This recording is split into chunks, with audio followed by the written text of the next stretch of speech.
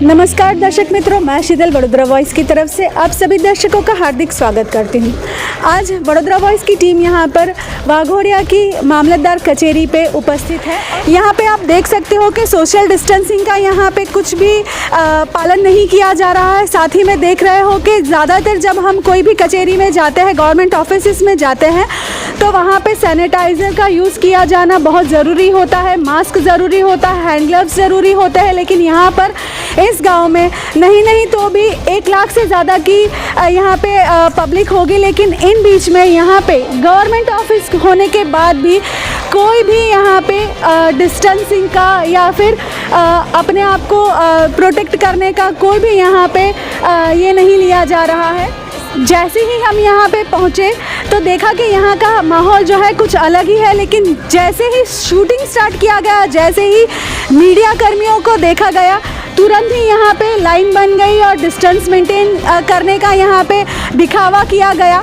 यहाँ पे रोज़ बहुत सारे लोग आते हैं, कोई डिस्टेंसिंग नहीं है, कोई प्रोटेक्शन के लिए इन्होंने ना कुछ सैनिटाइज़र रखा है ना कुछ रखा है।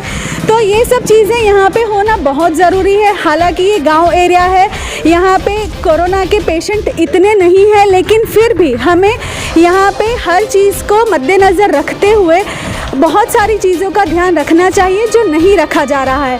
साथ ही में राज्य कक्षा के मंत्री योगेश पटेल द्वारा यहाँ पे बहुत सारी राशन किट का वितरण किया गया था और राशन किट यहाँ पे पहुँचाई गई थी, लेकिन यहाँ के गांव में एक भी व्यक्ति को राशन की किट मिली नहीं है।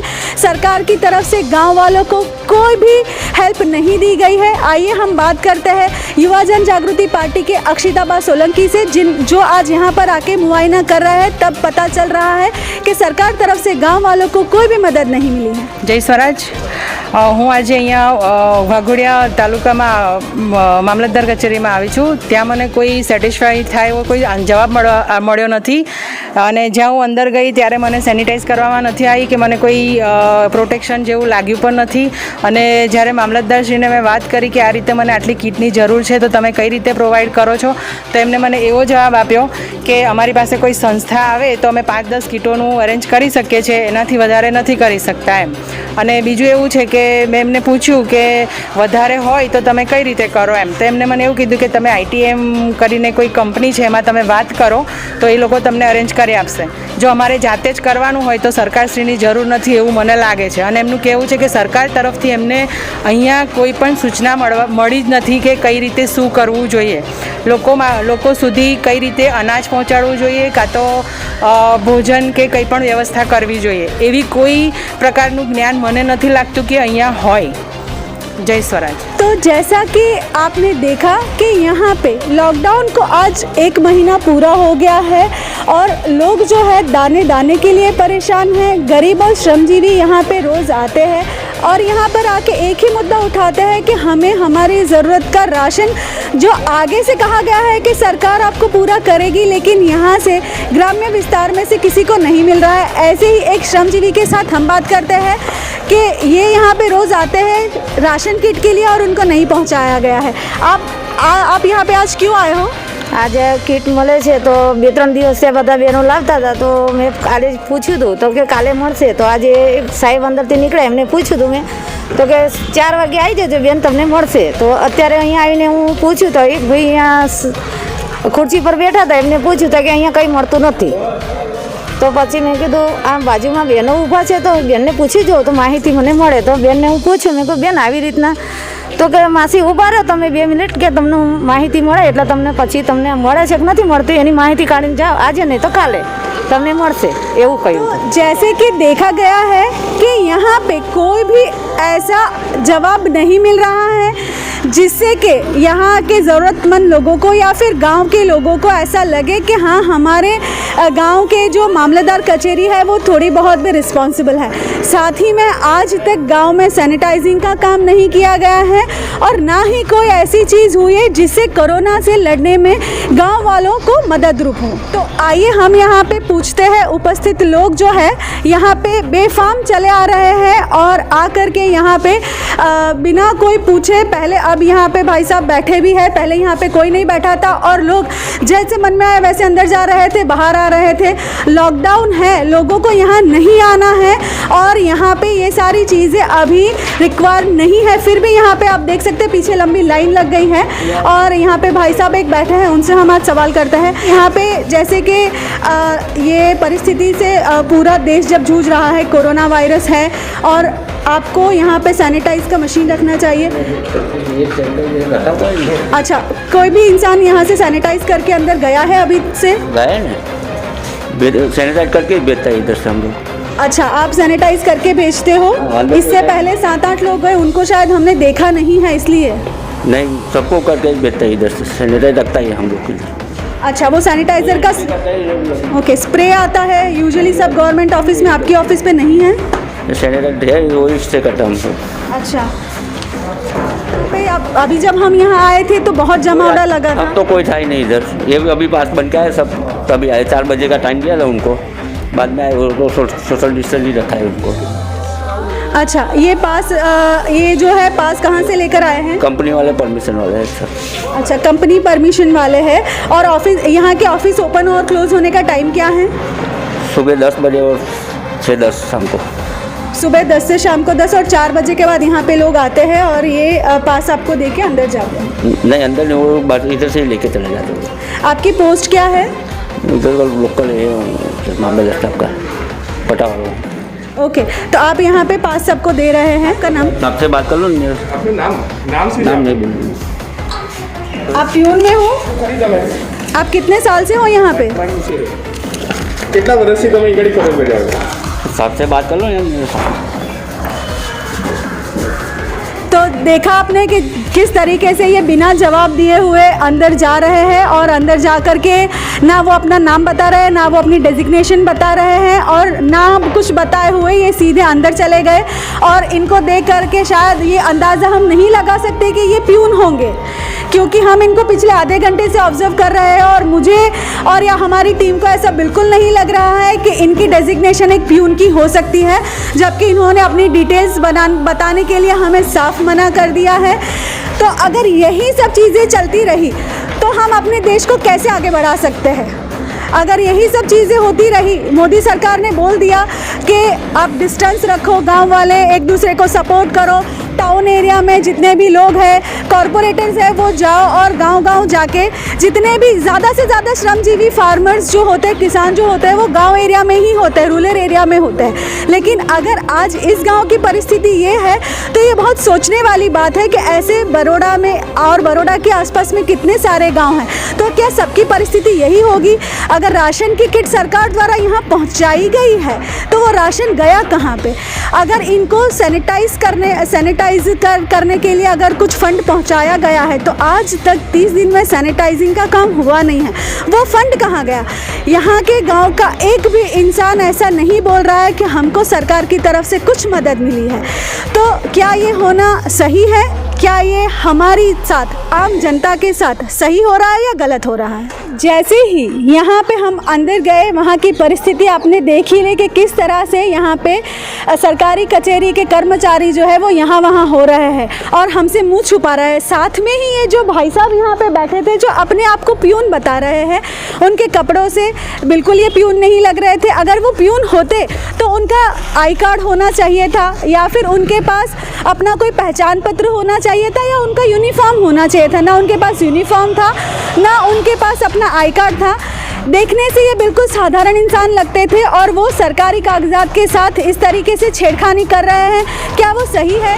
तो आइए हम यहाँ पे बात करते हैं यहाँ के सरकारी अनाज की, सस्ते अनाज की दुकान के एसोसिएशन के प्रमुख से। यहाँ पे ये जो लाइन लगी है वो क्यों लगी हुई है, बता सकते हैं? वो लाइन इसके लिए लगी है कि जो GIDC कंपनी में जो स्टार्ट करने का है उसकी परमिशन के लिए वो लोग खड़े हैं।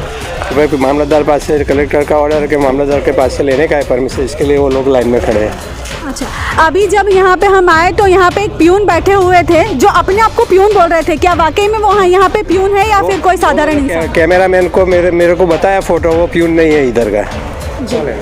तो वो कौन है, आपको कुछ अंदाजा है? वो इधर गाँव का लड़का ही है। तो तो जैसे ही आपने देखा यहाँ पे कितनी लापरवाही है, और आज के टाइम में ये लापरवाही शायद एक कोरोना पॉजिटिव यहाँ पे होगा तो पूरे गांव को इसकी सज़ा भुगतनी पड़ रही है। और आप देख सकते हो किस तरीके से ऊपर से लोग मुआयना कर रहे हैं, लेकिन कोई भी यहाँ पे नीचे आकर के हमारे साथ बात करना नहीं चाह रहा है, क्योंकि उन सबको पता है कि ये उन्हीं का फॉल्ट है। ना यहाँ पे सोशल डिस्टेंसिंग है, ना यहाँ पे और कोई चीज़ में कोई तकेदारी ली जा रही है। तो हमारे साथ, आम जनता के साथ ये खिलवाड़ करना कहाँ तक पॉसिबल है? क्यों ये सब चीज़ें हो रही है? आम जनता इसका जवाब ज़रूर मांगना चाहेगी। सबसे बड़ी बात यह है कि सरकारी कचहरी के कागजात को इस तरीके से गांव का कोई भी एक इंसान यहाँ पर आकर बैठ करके कागजात को लेगा, डिटेल्स देखेगा और यहाँ अपने आप को प्यून तक बोल देगा, तो क्या ये हमारी पर्सनल चीज़ों के साथ छेड़खानी नहीं हुई? इसके लिए क्या ये सज़ा के पात्र नहीं है? ये सब चीज़ें आज एक गांव में हुई है, ऐसे तो बड़ौदा में सारे गांव में होता होगा, हमें तो शायद इस चीज़ का पता भी नहीं है। तो आम जनता को जागरूक होने के लिए अब वेट नहीं करना चाहिए, आम जनता को जल्द से जल्द जागरूक होना चाहिए, क्योंकि ये देश हमारा है, देश की जनता हमारी है, ये जो प्रॉपर्टी है ये हमारी है। और सरकारी कचहरी में बैठे हुए ये सब लोग जो हमारी बदौलत वहाँ पे है, क्योंकि एक आम इंसान उनको यहाँ पे बिठाने की ताकत रखता है। और अब देखिए ये भाई साहब खुद ही अपने आप अपने पेपर्स लेकर के यहाँ से जाने की तैयारी दिखा रहे हैं, और एक भी बंदा मीडिया वालों को देख करके बाहर नहीं आ रहा है। तो क्या ये सही है? ये बहुत गलत हो रहा है। भाई साहब आप क्या कर रहे हो? आप क्या कर रहे हो भाई साहब? आ તમે શું કરો છો કાગળ સાથે? तो यहाँ पे देखा आपने कि हर एक इंसान जो मन में आए वो कर रहा है। यहाँ पे भीड़ जमी हुई है, गाड़ियाँ आ चुकी है और सब लोग जो मन में आए, जैसे मन में आए ऐसे बर्ताव कर रहे हैं। यहाँ के साधारण नागरिक भी हमें जवाब देने की तकेदारी नहीं रख रहे। साथ ही में ऊपर सारे अधिकारी जम करके यहाँ से नीचे मुआयना कर रहे हैं कि यहाँ चल क्या रहा है। साथ ही में यहाँ पे पुलिस अधिकारी भी यहाँ पे मौजूद है, जिनके आने के बाद थोड़ी से हालात सुधरे हैं कि लोग डिस्टेंस मेंटेन करना शुरू कर दिए हैं और उनको देख के थोड़ा सा डर के भीड़ कम हुई है। सर हम यहाँ पे 1 घंटे से खड़े हैं और यहाँ पे हम देख रहे हैं कि सोशल डिस्टेंसिंग नहीं है, ना सैनिटाइजर हो रहा, और एक मामूली सा कोई बंदा अपने आप को प्यून बता के यहाँ पे सरकारी कागज़ के साथ छेड़खानी कर रहा है और ऊपर से सब लोग तमाशा देख रहे हैं। तो सर क्या ये आम जनता के साथ नाइंसाफ़ी नहीं है? सही बात, ऐसा फिर नहीं होगा, ऐसा हम थोड़े देख लेते हैं, हम भी ऐसा नहीं हो ऐसा। और अच्छी तरह लाइन मेरे डिस्टेंस रखे और एक दूसरे का अपना काम शांति से अपनी जो फ़र्ज निभाए वो शांति अच्छे से निभाए, ऐसा हम बता देते हैं सबको।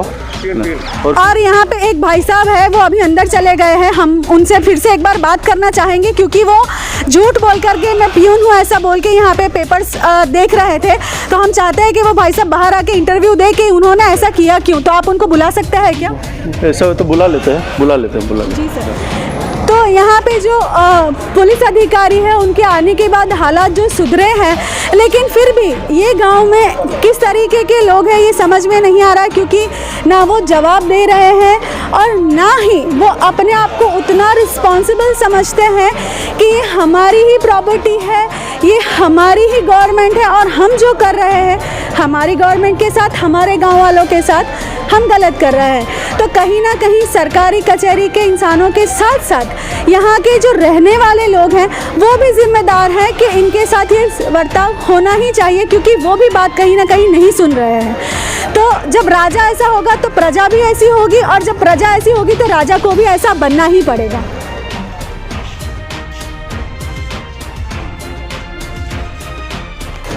अभी ही आपने देखा कि पुलिस अधिकारी अंदर गए हैं और पुलिस वालों ने साफ मना किया है कि यहाँ पे डिस्टेंस मेंटेन करें, फिर भी यहाँ पे सब खड़े हैं। भाई साहब आप कौन हैं यहाँ पे, ये जो कागज़ आप टच कर रहे हैं? रेवेन्यू तलाटी मामलदार ऑफिस में। रेवेन्यू तलाटी मामलदार ऑफिस में। अच्छा, पहले यहाँ पे एक भाई साहब बैठ के अपने आप को प्यून बता रहे थे और वो फिर अंदर भाग गए, वो उनको जानते हैं आप? हाँ। उनको बुला सकते हैं बाहर? क्या काम मतलब? नहीं, वो थे कौन, हमको उनका डेजिग्नेशन जानना है। क्यों नहीं है? अच्छा, तो आप उनको बुलाइए और उनका आई कार्ड हमको दिखा दीजिए। ऊपर से सामान बोले। और यहाँ पे डिस्टेंस मेंटेन नहीं है, सब यहाँ पे एक लाइन में इस तरीके से खड़े हैं जैसे यहाँ पे कुछ बट रहा हो। आप डेफिनेटली आप कागज़ पत्र दे रहे हैं इनको, ये अच्छी बात है। वो परमिशन है और डिस्टेंस मेंटेन करना तो सेल्फ डिसिप्लिन है। हम पुलिस वाले थोड़े है कि उनको बोल के मार के डिस्टेंस मेंटेन करवाएं। तो ये एक नागरिक होते हुए आपका फर्ज नहीं है कि आप उनको बताएं? हमने उनको बता ही रहे हैं कि डिस्टेंस मेंटेन करें, और वो नहीं करते हम उनको मारते थोड़ी सकते हैं। तो सर मतलब हॉस्पिटल में बैठा डॉक्टर, रास्ते पे खड़ी हुई पुलिस, घर में बैठे हुए हर एक इंसान जो मोदी सरकार की बात सुन करके डिस्टेंस मेंटेन करके बाहर नहीं निकल के देश को जो कोरोना से लड़ने में मदद कर रहा है, क्या आप उसमें अपने आप को रिस्पॉन्सिबल नहीं गिनते हो? हम भी कह रहे हैं, ड्यूटी ही कर रहे हैं ना, कि मेरे लिए थोड़ा है, मेरी कंपनी का परमिशन लेने में थोड़ा आए होंगे। देख रहे हैं किस तरीके के जवाब मिल रहे हैं।